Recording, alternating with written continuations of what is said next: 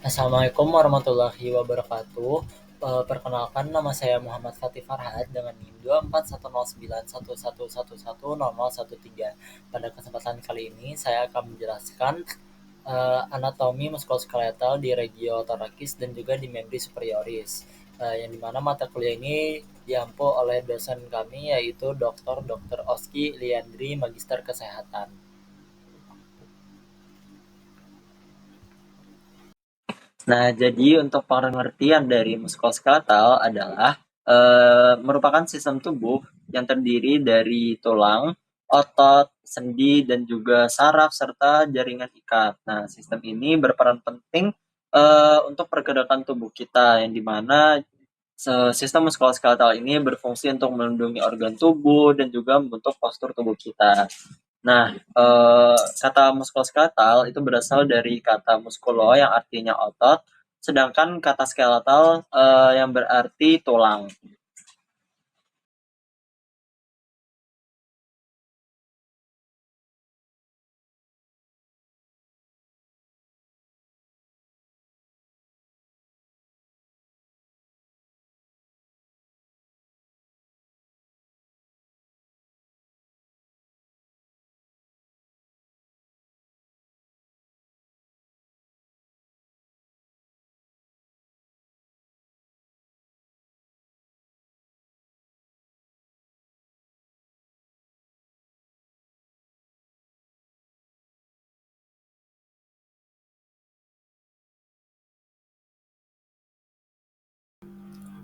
Nah, selanjutnya kita akan membahas yaitu bagian dari regio thoracis.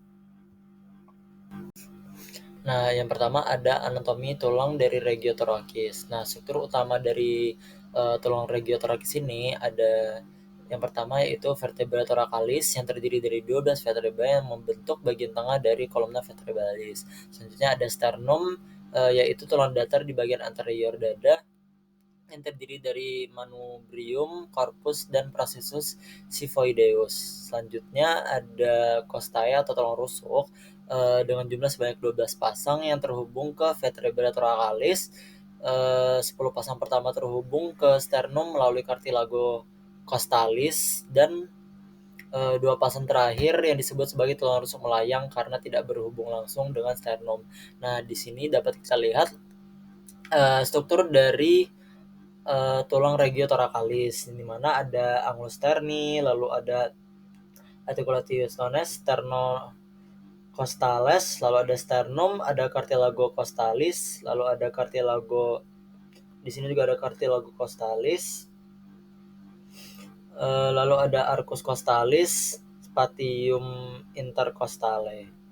Nah, di bagian belakangnya dapat kita lihat eh, yaitu costae verae 1 sampai 7 dan juga costae superiore. Selanjutnya ada anatomi otot di regio thoracis. Nah, otot-otot pada regio thoracis ini dibagi menjadi 3 kelompok utama berdasarkan lokasi dan juga fungsinya. Yang pertama ada otot eksentrik dada, otot intrinsik dada, dan juga otot pernapasan. Nah, di otot intrinsik dada ini, otot ini menghubungkan ekstremitas atas atau alat gerak atas dengan dada dan berperan dalam penggerakan bahu serta membantu pernapasan. Nah, untuk otot-ototnya itu ada musculus pectoralis major yang berfungsi sebagai adduksi, rotasi, dan juga fleksi humerus. Selanjutnya ada musculus pectoralis minor yang berfungsi untuk menarik scapula ke bawah dan ke depan.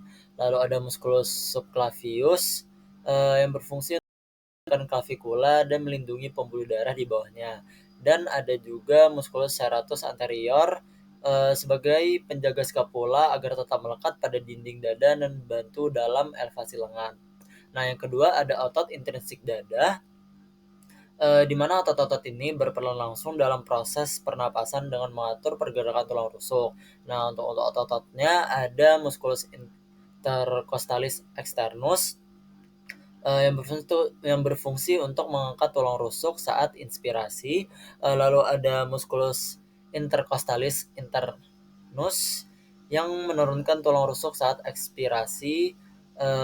Dan juga ada musculus intercostalis intimus berfungsi untuk membantu kerja musculus intercostalis internus. Dan yang terakhir ada musculus transversus thoracis sebagai pembantu untuk menurunkan tulang rusuk saat ekspirasi. Nah, dan juga ada yang terakhir yaitu otot pernapasan, di mana selain otot interkostal, otot-otot ini berperan penting dalam mekanisme pernapasan. Nah, untuk ototnya sendiri yaitu adalah otot diafragma, yang di mana otot ini merupakan otot utama pernapasan yang berkontraksi saat inspirasi dan menyebabkan rongga dada membesar. Nah, itu tadi uh, untuk anatomi dari regiotorakis. Nah, di sini dapat kita lihat yaitu struktur otot pada regiotorakis dari ventral atau dari depan. Nah, di sini dapat kita lihat ada yaitu musculus calenus posterior, lalu ada musculus calenus medius, musculus calenus anterior, terus ada membrana intercostalis interna, lalu ada tuberculum anterolnus, dan juga ada musculus calenus anterior, musculus longus toli, dan membrana intercostalis interna. Nah, di sini dapat kita lihat yaitu otot-otot dari regiotorakis dari tampak dorsal atau dari tampak belakang. Di sini dapat kita lihat ada yang pertama musculus sternoideus, lalu ada corpus sterni, lalu ada diafragma, lalu ada juga foramen venae cavae, lalu ada cartilago costalis 1, manubrium sterni, dan juga musculus transversus thoracis. Nah, di sini kita akan bahas vaskularisasi dari regiotorakis, di mana struktur utama dari vaskularisasi ini yaitu ada arteri thoracica interna yang berfungsi berjalan di sepanjang sisi dalam dinding toraks dan memberikan cabang ke ruang interkostal anterior. Selanjutnya ada arteri intercostalis yang terdiri dari arteri intercostalis anterior dan juga posterior yang mensuplai ruang interkostal. Nah, sedangkan di Dries vena ada vena azygos yang berfungsi untuk mengumpulkan darah dari dinding toraks dan mengalirkannya ke vena cava superior. Dan juga ada vena hemiazygos yang mengalirkan darah dari sisi kiri dinding toraks ke vena azygos. Nah, hubungan dengan sistem kardiovaskular yaitu sistem kardiovaskularisasi regiotorakis memastikan suplai darah yang adekuat ke struktur dinding dada dan berperan dalam sirkulasi sistem.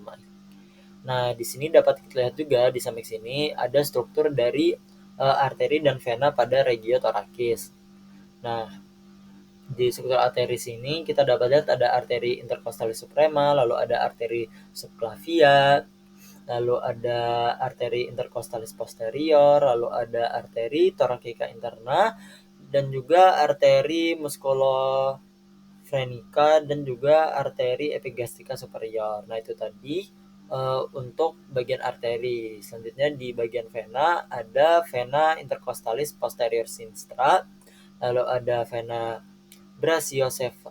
brachiocephalica sinistra, lalu ada vena hemiazygos accessoria, lalu ada vena thoracica interna dan juga vena hemiazygos. Nah, di bagian dextranya ada vena brachiocephalia dextra, lalu ada vena intercostalis superior dextra, lalu ada vena intercostalis posterior, vena azygos, dan juga vena intercostalis anterior. Nah, itu tadi pembahas tentang vaskularisasi di regiotorakis. Nah, selanjutnya kita akan bahas inervasi atau persarafan di regiotorakis. Nah, untuk struktur utamanya, yang pertama ada saraf interkostal atau nervus thoracicus yang berasal dari cabang anterior nervus spinalis T1 sampai T11. Nah, si nervus thoracicus ini berperan dalam memberikan sensasi sensorik pada kulit dinding dada dan perut bagian atas, serta mengontrol otot-otot interkostal dan diafragmanya. Nah, ada juga peran plexus brachialis dan juga bagian superior. Di sini dapat kita lihat si plexus brachialis T5-T1 ini sebagian memiliki kontribusi terhadap regiotorakis atas, terutama dalam pergerakan bahu. Sedangkan saraf supraklavikular yang merupakan cabang dari plexus cervicalis memberikan suplai sensori ke kulit, regioclavicular, dan bahu atas. Nah, selanjutnya kita akan bahas anatomi dari membri superioris, di mana anatomi membri superioris ini atau alat gerak atas banyak berguna dalam kehidupan kita sehari-hari, seperti saat kita menggenggam, memukul, dan juga saat kita mengambil sesuatu. Nah, lalu di sini dapat kita lihat ini merupakan anatomi dari tulang membri superioris, di mana di sini ada clavicula, lalu ada scapula, lalu ada articulatio acromioclavicularis, lalu ada articulatio humeri, nah lalu ada humerus atau bagian lengan atas, lalu juga ada articulatio cubiti, lalu ada radius dan ulna di bagian lengan bawah. Nah, lanjut di bagian karpal dan metakarpal ada carpus osacarpi, metacarpus osametacarpi, dan juga berbagai macam sendi-sendinya, yaitu ada articulatio radiolunaris distalis, lalu ada articulatio radiocarpalis, lalu juga ada articulatio mediocarpalis, lalu ada articulationes carpometacarpales, lalu juga ada articulationes metacarpophalangae, lalu ada articulationes interphalangae, lalu juga ada manus proximales, dan yang terakhir ada articulationes interphalangae manus distales. Nah, kalau tadi kita sudah membahas anatomi dari tulang membri superioris, selanjutnya kita akan bahas anatomi dari otot membri superioris, di mana ada acromion, lalu ada musculus deltoideus, lalu ada musculus pectoralis major, nah lalu ada musculus biceps brachii, lalu ada musculus brachialis, lalu ada musculus brachioradialis, musculus externus carpi radialis longus, musculus pronator teres, musculus flexor carpi radialis, musculus palmaris longus, musculus flexor digitorum superficialis, lalu ada musculus flexor carpi ulnaris, lalu ada di bagian manus ini ada tenar, lalu ada retinaculum musculorum flexorum, lalu ada juga hipotenar dan musculus flexor digitorum superficialis, ada juga vagina tendinis, dan juga yang terakhir ada musculus flexor digitorum profundus. Nah, selanjutnya kita akan membahas vaskularisasi pada membrum superioris atau ekstremitas atas, atau juga yang lebih kita kenal sebagai alat gerak atas, terutama melibatkan arteri dan vena utama yang memasok darah ke berbagai bagian lengan, mulai dari bahu hingga bagian tangan. Nah, yang pertama di sini ada untuk struktur yang pertama ada arteri utama, yang dimana arteri utama ini aliran darah ke ekstremitas atas berasal dari arteri subclavicula yang kemudian bercabang menjadi beberapa bagian utama. Nah, bagian yang pertama ada arteri subclavicula berasal dari truncus brachiocephalicus kanan atau langsung dari aorta. Nah, si arteri subclavicula ini melewati clavikula dan menjadi arteri axillaris setelah melewati batas lateral costa pertama. Yang kedua ada arteri axillaris, di mana arteri axillaris ini berjalan melalui regio axilla dan bercabang menjadi 3 bagian. Yang pertama ada arteri thoracica superior yang berfungsi untuk memvaskularisasi otot dinding dada bagian atas. Yang kedua ada ada arteri thoracoacromialis yang berfungsi untuk memvaskularisasi daerah bahu. Dan bagian terakhir ada arteri subscapularis yang berfungsi untuk memberi darah ke otot subscapular. Nah, si arteri axillaris ini juga berubah menjadi arteri brachialis setelah melewati batas lateral musculus pectoralis major. Nah, arteri brachial yang bagian ketiga adalah arteri brachialis, di mana arteri brachialis ini berjalan di sepanjang lengan atas dan bercabang menjadi beberapa bagian. Yang pertama ada arteri profunda brachii yang berfungsi untuk memvaskularisasi otot lengan bagian posterior. Lalu ada arteri radialis yang berjalan di sepanjang sisi lateral lengan bawah menuju tangan. Lalu ada arteri ulnaris di mana dia berjalan di sisi medial lengan bawah dan berperan dalam suplai darah ke tangan. Nah, untuk bagian keempat ada arteri radialis dan ulnaris yang berperan dalam membentuk arcus palmaris, superficialis, dan profundus yang menyediakan darah ke tangan dan jari-jari. Nah, itu tadi untuk arteri utama. Selanjutnya ada vena utama, di mana vena pada ekstremitas atas terdiri dari vena superficial dan vena profunda yang berperan dalam mengembalikan darah ke jantung. Yang pertama ada vena superficial. Di sini dapat kita lihat ada vena cephalika yang berfungsi berjalan di sisi lateral lengan dan bermuara ke vena axillaris. Lalu ada vena basilica di mana vena ini berjalan di sisi medial lengan dan bergabung dengan vena brachialis. Lalu ada juga vena mediana cubiti yang menghubungkan vena cephalika dan vena basilia di regio cubiti atau siku, dan juga sering digunakan untuk pengambilan darah. Nah, untuk yang kedua dari bagian vena utama yaitu vena profunda, di mana vena profunda ini sejalan dengan arteri profunda dan mengikuti jalur yang sama, termasuk vena brachialis, vena axillaris, dan akhirnya vena subclavicular yang membawa darah kembali ke jantung. Nah, struktur vaskularisasi ini memastikan suplai darah yang optimal untuk mendukung fungsi motorik dan sensorik ekstremitas atas.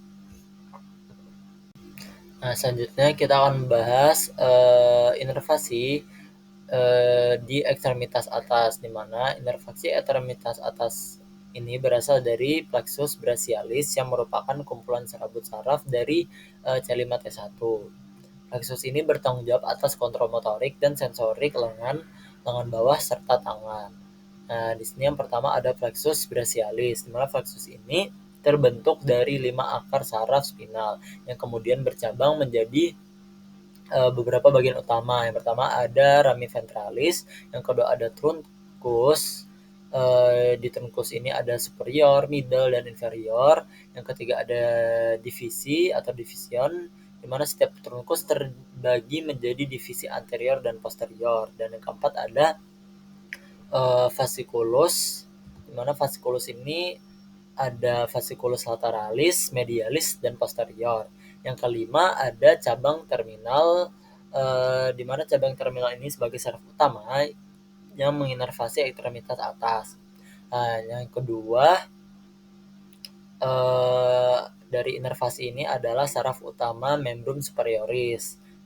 Ada saraf dari plexus brachialis, di mana beberapa saraf bercabang langsung dari plexus sebelum mencapai ekstremitas atas, termasuk ada nervus dorsalis scapulae atau C5 yang menginervasi musculus rhomboideus dan musculus levator scapulae. Lalu ada nervus thoracicus longus C5 C7 di mana dia menginervasi musculus serratus anterior. Lalu ada nervus suprascapularis C5C6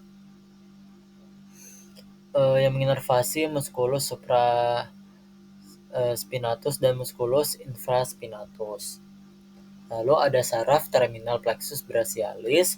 Yang pertama ada nervus musculocutaneus C5C7 dari fasciculus lateralis, di mana dia menginervasi musculus biceps dan musculus brachialis serta musculus coracobrachialis. dan juga dia memberikan sensasi pada bagian lateral lengan bawah. Nah, selanjutnya ada nervus medius, di mana nervus medius ini menginervasi otot-otot flexor lengan bawah, kecuali musculus flexor carpi ulnaris dan sebagian musculus flexor digitorum profundus. Nah, si nervus medianus ini bertanggung jawab atas pergerakan jari-jari tangan dan memberikan sensasi di bagian lateral tangan. Selanjutnya ada nervus ulnaris, di mana nervus ini menginervasi sebagian otot flexor lengan bawah dan sebagian besar otot intrinsik tangan, serta memberikan sensasi pada sisi medial tangan. Selanjutnya ada nervus axillaris, di mana si nervus ini berfungsi untuk menginervasi musculus deltoideus, yang dimana musculus deltoideus itu adalah otot di bahu kita dan musculus teres minor. Nah, serta memberikan sensasi di regio bahu lateral. Nah, itu tadi untuk inervasi dari regio membri superioris. Nah, itu tadi penjelasan singkat dari saya mengenai anatomi regiotorakis dan membri superioris serta vaskularisasi dan inervasinya. Mungkin itu saja yang dapat saya sampaikan. Terima kasih. Mohon maaf apabila kekurangan dan kesalahan kata. Terima kasih dan wassalamualaikum warahmatullahi wabarakatuh. Terima kasih.